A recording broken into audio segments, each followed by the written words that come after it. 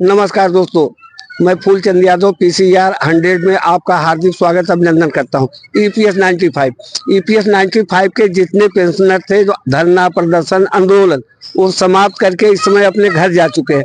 अब ईपीएस 95 की पेंशन की बढ़ोतरी के लिए शायद आपको एक नया जन्म लेना पड़ेगा। आपको मैं बता रहा हूँ केपी शिवरामन जो बेचारे 9 साल से लगातार ईपीएफओ कार्यालय के ऑफिस में चक्कर लगाते रहे, लेकिन उनको जो है पेंशन नसीब नहीं हुई। एक दिन आक्रोश में आकर के ईपीएफओ कार्यालय में मिट्टी का तेल डाल करके अपने आप को आग लगा लिया, यानी आत्मदाह करके जीवन लीला समाप्त कर लिया। उनके सामने विडंबना ये हुई, 9 साल तक जब वो चक्कर लगा रहे थे तो ईपीएफओ कार्यालय वाले कहते थे कि आप अपना डीओबी बर्थ ऑफ सर्टिफिकेट ले आइए। इसकी कमी होने की वजह से बार बार चक्कर लगाते थे, लेकिन उनका ईपीएस 95 पेंशन बढ़ोतरी क्या या उनके जमे पैसे उनको नहीं मिल पा रहे थे। जब उन्होंने अपनी जीवन लीला समाप्त कर ली तो आनंद फानल में ईपीएफओ कार्यालय ने तुरंत व्यवस्था करके उनके फंड को रिलीज कर दिया। आप सोचिए कितने पैसे की बात थी,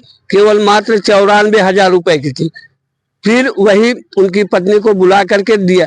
अब इस समय जो है जो हमारे ईपीएस पेंशनर भाई थे वो 9 साल से प्रकाश जावड़ेकर के आज के 10 साल पहले 15 जुलाई 2014 को जब प्रकाश जावड़ेकर कहते थे 1000 मिनिमम जो पेंशन है इसको कम से कम 3000 होना चाहिए।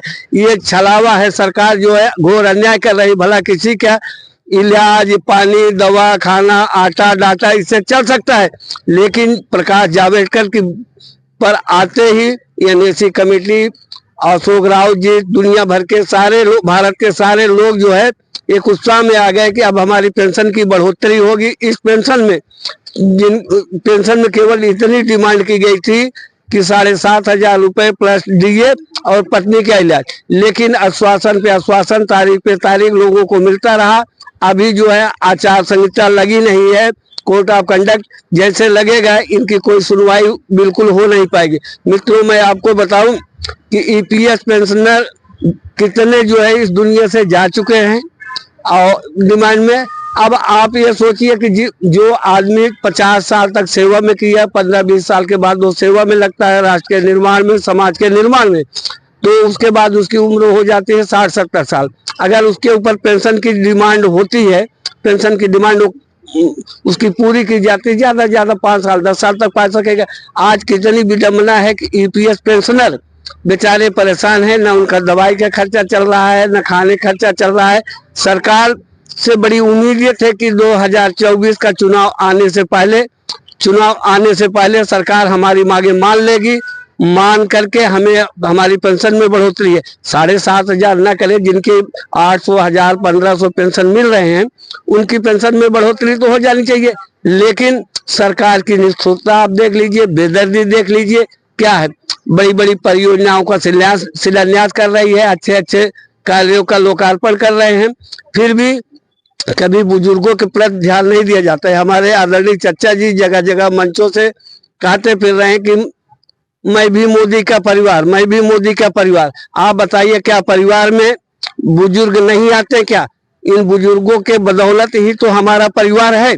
जबकि परिवार की परिभाषा एक ये होती है कि एक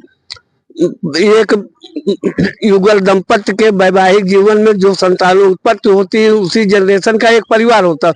परिवार में एक दत्तक भी लोग आते हैं, गोद लिए हुए भी लोग आते हैं। परिवार की एक छोटी सी परिभाषा है कि हमारे भाई बहन, चाचा ताऊ, इष्ट मित्र छोड़कर चाचा ताऊ, एक पिता का परिवार और एक जो पत्नी के द्वारा होता है जिसमें नाना नानी मौसी ये होते, यही लोग इतने परिवार के होते हैं।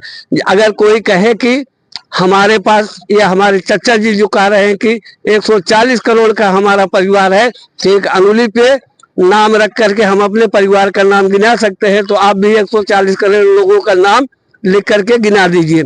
तो छोड़िए बातें तो फालतू बकवास की हैं। हम आते हैं ईपीएस पेंशनर में, क्या उनके परिवार आदर्श नहीं है? वो तो बेचारे बुजुर्ग इतने आदर्श हैं जैसे भगवान राम के लिए राजा दशरथ थे, ये एक बुजुर्ग पिता की बात को मान करके राम 14 वर्ष के लिए वनवास चले जाते हैं।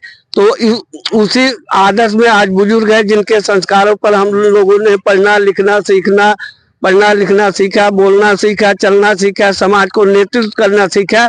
तो हमारे लिए अनुकरणीय है, आदर्श है और सम्मान के पात्र हैं। अगर वही आज हमारे साथ हमारे समाज से उपेक्षित हो जाएंगे, अपमान की पीड़ा सहेंगे, तो कैसे उनके जीवन का होगा। हो सकता है कि अपमान की पीड़ा में किसी दिन उनका हाई ब्लड प्रेशर हो और दुनिया से वो सुधर जाए। तो इसलिए मैं तो सरकार से भी आग्रह करता हूँ, ईपीएस पेंशनरों से भी कहता हूँ कि आप अपना धैर्य संयम बनाए रखें। जो आपकी और नैतिक औचित जिम्मेदारी है, जैसे आपने निर्वाहन किया, मांग करते रहे। बस 1 हफ्ते की बात है, कोर्ट ऑफ कंडक्ट लगने के बाद सरकार कुछ भी हो, कोई भी सरकार होगी, आपकी मांगे आएगी। अब अगर हम चाहें कि धरना प्रदर्शन करके या कोई सरकार के ऊपर दबाव डलवा करके, उनसे आशा लेकर के, उनसे आश्वासन लेकर के हम जो है अपनी बात को मनवा ले, ये तो असंभव है। आज शीर्ष नेतृत्व जो आपके कर रहे थे कमांडर अशोक राउत जी, वो भी किसी बात का जवाब देने से थोड़ा सा हताशा महसूस होती है। उनके कमेटी में और लोग भी जो जुड़े हैं वो भी हतोत्साहित हो चुके हैं कि ऐसे उनको लग रहा है जैसे जीवन लीला समाप्त होने वाली है, वैसे पेंशन के सपना एक अधूरा रह जाएगा। जैसे केपी शिवरामन ने अपने जीवन लीला समाप्त कर लिया अचानक। आप देखिए, कई बार आप सुने होंगे कि हाई ब्लड प्रेशर या कोलेस्ट्रॉल होने की वजह से, हार्ट अटैक, कार्डियक अरेस्ट आने की वजह से लोगों की मौत हो जाती है। तो ऐसे कंडीशन में हम आग्रह करते हैं कि सरकार तत्परता से कार्रवाई करते हुए विचार विमर्श करे। जिस तरह से बड़ी बड़ी योजनाओं का शिलान्यास, लोकार्पण किया गया है, बड़े बड़े कार्य किए गए हैं, ऐसे कंडीशन में सरकार जो है दयालुता का और कृपा पात्र इनको समझ करके इनकी परेशानी को समझने की कोशिश करे। अतिशीघ्र जो है ईपीएस पेंशनरों के जो है डिमांड जितनी है वो पूरी करे।